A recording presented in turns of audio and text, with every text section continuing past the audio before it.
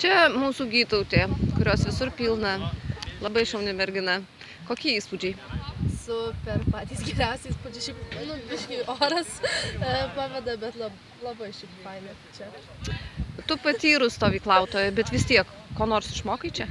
Aišku, be abejo, labiausiai tai augalų morfologinius požymius sužinojau, nes dėl to mes čia ir atvažiavom. O, pavyzdžiui, kokius tokius įdomesnius? Pavyzdžiui, prisitvirtinimą lapo prie stiebo, tada, kad yra lapo formų įvairiausių, kad yra raštų įvairiausių, niekada net nesusimastai, tiesiog atrodo lapas, tai lapas, O kur galėtum šias žinias pritaikyti?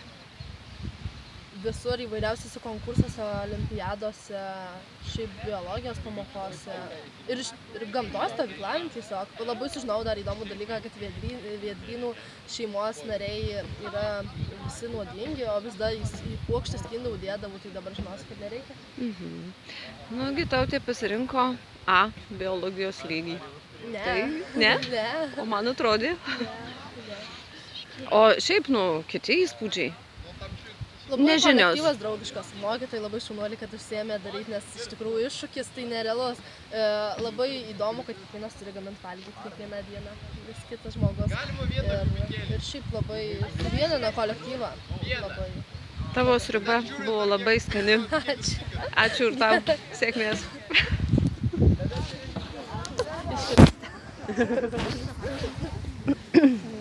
Ne, viskas gerai. Taip, merginos.